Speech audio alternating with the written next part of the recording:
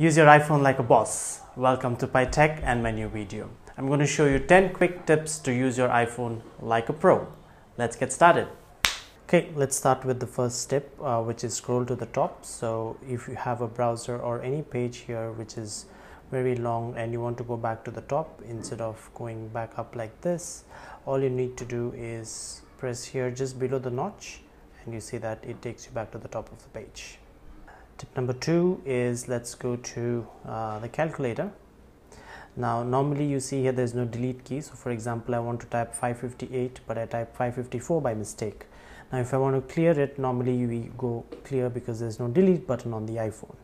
However, did you know that you can get a delete key by just swiping left or right? So you see that you can continue to swipe and get the right digits that you want.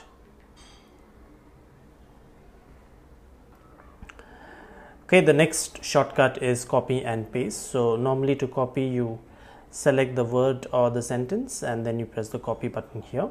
But there's another gesture that you can use. So you have to use 3 fingers and you pinch in using 3 fingers. And you see at the top, it's copied now.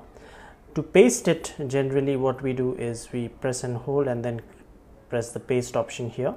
But the quickest way to do it is wherever the cursor is flashing, again use 3 fingers and this time pinch out, and you will see that the line is pasted there. Okay, the next step is effective use of the volume buttons on the iPhone. So the media controls are always available here in the control center. So I set my volume buttons to control the ringer volume. So an iPhone ringer volume is also linked to the alarm volume. So you might want to change that every day. So to get this, it's very easy. You go into settings and then you go into ringer and alerts, and then you have to select this option which is change with buttons. So once that's selected, if you press your volume keys, it will change the ringer volume of the phone. Next tip, if you have an iPhone, you probably use Safari a lot, and over time and many days of usage, you will see that there are a lot of tabs that are open. So instead of closing each tab one by one, if you want to close them all you need to do is long press this button here and you will see close all the tabs, and then just confirm that to get rid of all the tabs.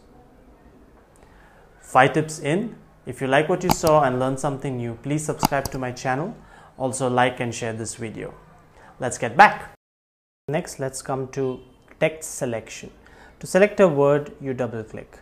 Normally to select a sentence or a paragraph, I've seen everybody fiddle around with these options to drag and drop manually, but the easiest way to select the entire thing is just to triple tap, and there you go. It's so simple. Okay, so next step here is undo and redo typing. So if you type something and you want to just discard the entire thing that you have typed, what you have to do is, again, it's a 3-finger gesture. So 3 fingers, tap on the screen, and you will see at the top there is a contextual menu, and this is the undo button, and just like that you can undo what you have typed. Similarly, towards the right you have a redo button, so you can redo what you have typed. Undo, redo. As phones are getting larger these days, it can get difficult to go up to the top and get down the notification bar or the control center. So did you know that you can triple tap the back of your iPhone to get the control center or notification center down? Let's see that in action. So 1, 2, 3. You see that I've configured it to bring down my control center. How do you do this? Again, it's very simple. You go to settings, you go to accessibility, touch, and then you go to back tap, and then select double tap or triple tap. You have both options. So I have set double tap for notification center like that, and triple tap for control center. The next step is identifying music that's playing in your environment. So you can now have Shazam in your control center like that, and once you select that, it will start recognizing what's playing in the background. As you can see, it's the microphone indicator is on. So it's trying to recognize what's playing in the background, and it's always available and handy, but it needs an internet connection to work. How do you get that? Is by going into settings and then going into control center, and you will have to find music recognition and make sure it is in your control center. If it is not already, it will be somewhere here in this list, so just press on the green tick addition mark here and it will be in your control center list.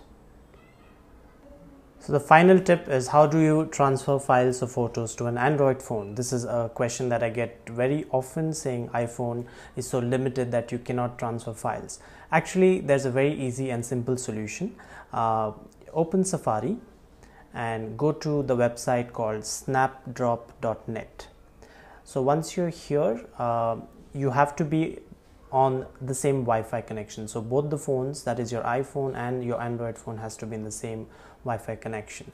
So you'll see that my phone is called the Maroon Nightingale, so it automatically assigns a random name to your devices so that it's easy to identify. So let me get my Android phone here and go to the same website, that is snapdrop.net. Open that and you will see now this phone is called Maroon Night. I'm sorry, this phone is called the Blue Chickadee. Now if you look at the iPhone, you can see the Blue Chickadee here. So you press on it, and what do you want to send? A photo from your library. You can click a photo from your camera. So let's try that. I'll click a quick photo of this and then I will say use photo, and then you see that it's automatically sending it. Now if I look at my iPhone, my Android phone here, you can see that they have received a file. I will save it and open the file here. It's as simple as that. I hope you learned something new, and at least one of these tips were new to you. Thank you so much for watching. Once again, please do consider subscribing to my channel, as it really helps growing this channel going forward. Please come back for more such tech videos in the near future. Once again, this is PyTech. Thank you so much for watching. Have a great day. Bye-bye.